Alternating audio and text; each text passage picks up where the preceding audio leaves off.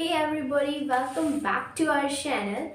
Today we are going to start our class 10 chemistry with the most amazing chapter, which is about a very interesting known matter, which is carbon and its compounds. Yes, today we are going to discuss to deal with a chapter which deals with a non-metal which have unique qualities, and that is carbon and its compounds. So let's get started. So firstly, the term carbon and its compounds. Let's understand what is a carbon, how it works, and how electrons are transferred from one atom of carbon to other atom of carbon. So let's discuss all of this one by one. Firstly, let's understand what is carbon. As I mentioned, and you know that carbon is nothing but it's a non-metal. So, hey, do you know non-metal? Yes, we have studied from class 7 that non-metal is something which is just opposite to a metal. Means it's no lustrous, it doesn't contain electricity or heat. But here we have some allotropes which do conduct electricity. So carbon is a non-metal. Now we know this thing. Then after next thing we want to know is the atomic number of carbon. And now you tell me, what is the atomic number of carbon? Yes, it's 6. So its atomic number is 6. Now, the second name of atomic number is basically number of protons. So, atomic number is nothing but the number of protons. Means the number of protons in the carbon atom is 6. And we know for an atom which is neutral. So, in that, number of protons and number of electrons is always be equal. Number of electrons is always equal. So, means number of electrons for neutral carbon atom is also 6. Now you tell me the electronic configuration of carbon. As we know, let me rub this whole stuff for you and understand the electronic configuration of carbon for understanding the bonding of carbon, right? So, we have an atom. We have studied in class 9th that this is nucleus of atom. We have orbits around it, K, L, M, N, and we also have in higher grades you will about to know that S, P, D, F are also present as orbits.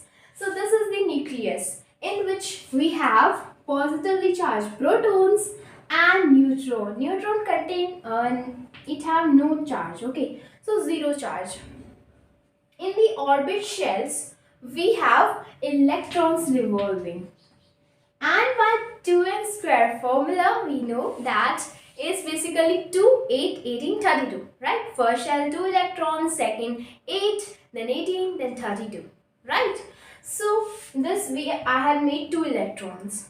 Then after, for the carbon atom, the electronic configuration, we write that the atomic number is 6. So electronic configuration gonna be 2, 4, isn't it? So is it 2, 4 means the 4 electrons will be in the valence shell.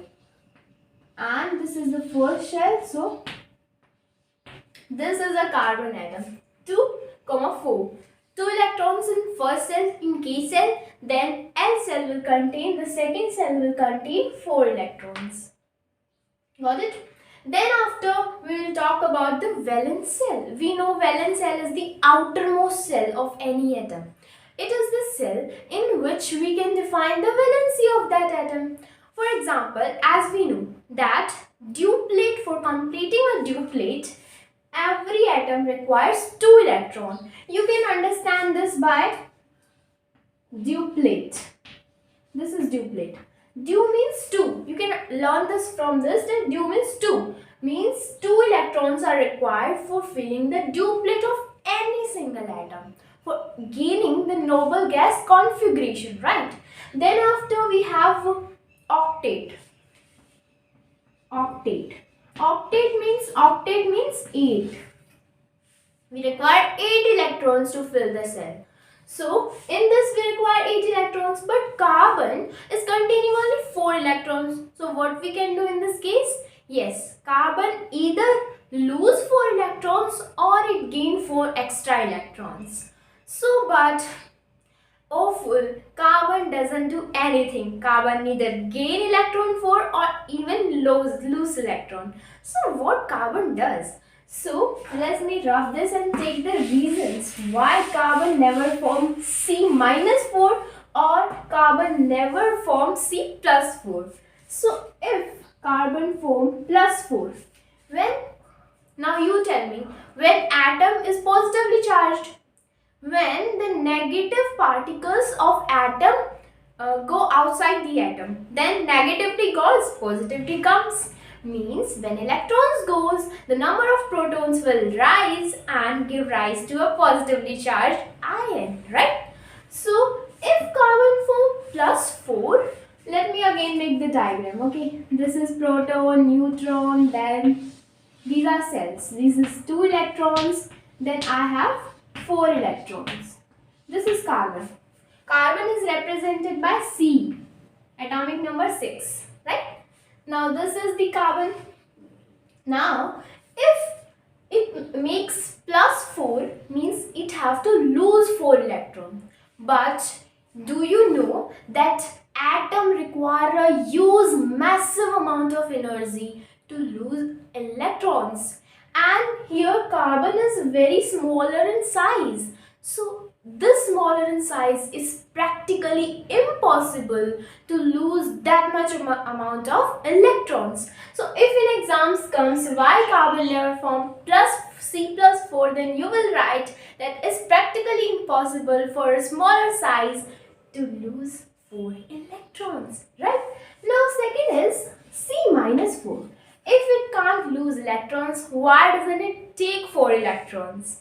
So its octet will be complete. But carbon is very smaller in size. Second reason is that it's very smaller in size, and as what's gonna happen, let's suppose it take 4 electrons. Then its configuration will become 2,8, right? So here 8 electrons, we have 10 electrons, right? So here we have 10 electrons and the number of protons is 6. So 6 protons. Now 6 protons can't hold 10 electrons, right? 4 are extra.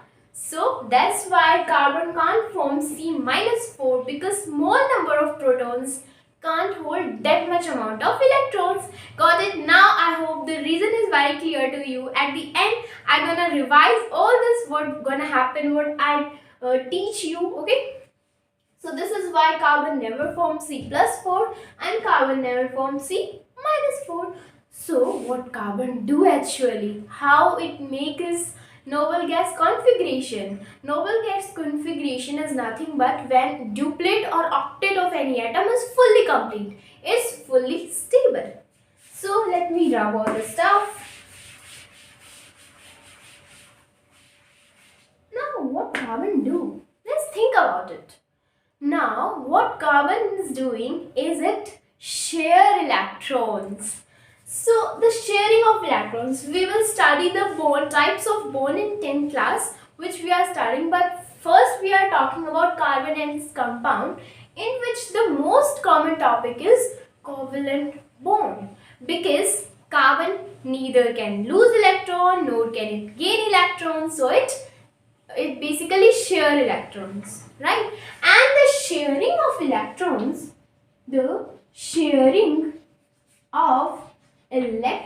between two bonding atoms is what we call as our all favorite covalent bond.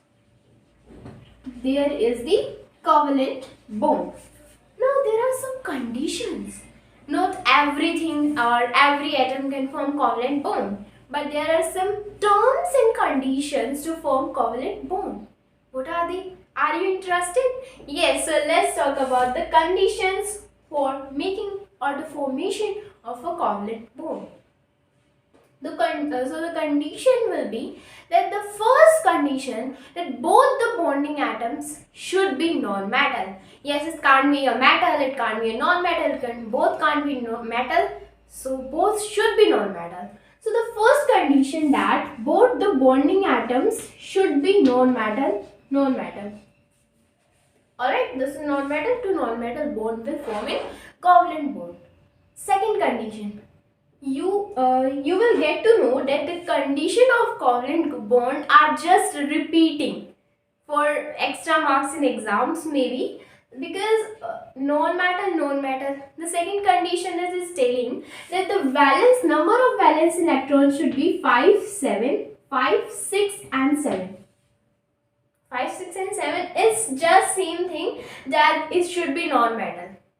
Because we know metal always lose electron. Generally metal actually lose electron. Non-metal gain electron. So this atom which is having valence electrons as 5 can't lose 5 electrons. It's easy that it takes 3 electrons and complete its octet. So these are 5, 6, 7 valence electrons. What they're gonna do? They will definitely be non-metal. So this is the same thing, that the number of valence electrons in an atom should be 5, 6 or 7.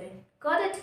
The next third condition for forming the covalent bond is that the atoms should require 3, 2 or 1 valence electron to form or to complete its octet. Very same as that, it will require 3, it will require 2, it will require 1. Right? These are the conditions for forming a covalent bond. Now we have some types of covalent bond. Before that, this quiz time, I have a question for you. Tell me, first of all, let me tell you what is an ionic bond. Ionic bond is basically the bond between a metal and a non-metal, and covalent bond between non-metal to non-metal. Now you tell me which bond is more stronger. So think about it. The answer is that ionic bond between the metal and non-metal is the strongest. Why so? You can understand this by that if you give money to someone and you have to just ask every time about your money, then both the persons are very closer to each other, right? So that is stronger. If you are sharing money, it's not that much of strong. So ionic bond is strong, covalent bond is a little bit weaker in comparison with ionic bond, but covalent bond are also very strong. But for comparison, we told that ionic bond is more stronger. So based on this, can you tell me which kind of compound will have low melting and boiling point? Whether it is ionic compound or whether it is covalent compound. We know that if strength will be high, we require a large amount of energy to break the bonds. Means if strength will be high, there will be high melting point and boiling point. And as covalent compounds have low melting and boiling point because its strength is low, right? So this is all about how covalent bond is formed, what are the conditions required for forming a covalent bond. Right, this is about the covalent bond. Now let's first talk about some types of covalent bond. It's very simple. You will memorize in tips, because covalent bonds are of 3 types. Single covalent bond, let me write. So it's single covalent bond. We have double covalent bond, right? And the third one is triple covalent bond. The third one is triple covalent bond. Single covalent bond, the name is indicating. When we have single bond between 2 bonding atoms, for example, hydrogen and hydrogen. Now you tell me electronic configuration of hydrogen, atomic number 1. So 1, K shell will contain 1 electron. So this is the hydrogen, this is 1 atom of hydrogen. Let me make it here for your simple understanding. This is the valence electron of H. Now we have second hydrogen and the valence electron of H. Now how the bonding is happening? We know H2 form of hydrogen occurs. Then what will happen? That it will form like this. This is the single covalent bond of H2. H2. This is one pair of electrons is shared between two bonding atoms. Single covalent bond is where one pair of electrons is shared between two bonding atoms. Double covalent bond, double pair of electrons are shared between two bonding atoms. And triple covalent bond, for example, nitrogen, triple covalent bond, nitrogen, you represent by 3 lines.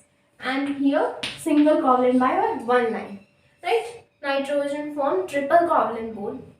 3 pairs of electrons are shared between two nitrogen atoms or two bonding atoms. These are nothing but the types of covalent bond. So in this session, we had studied a lot. So let's first quickly revise what we had studied. So firstly, we have studied about carbon. Carbon atomic number 6, electronic configuration is 2,4, which is a known metal, and its isotopes are basically 3, which is C12, C13 and C14. So let me write over here C12, C13, C14 and 666 atomic number, right? And the C12 is the is most stable, okay, and C14 is least stable. It's radioactive, is most abundant. Okay, now we have studied after that how covalent bond forms, its conditions, and about the types of covalent bond. So this is all about this session. Keep learning, stay safe. Thanks for watching the video.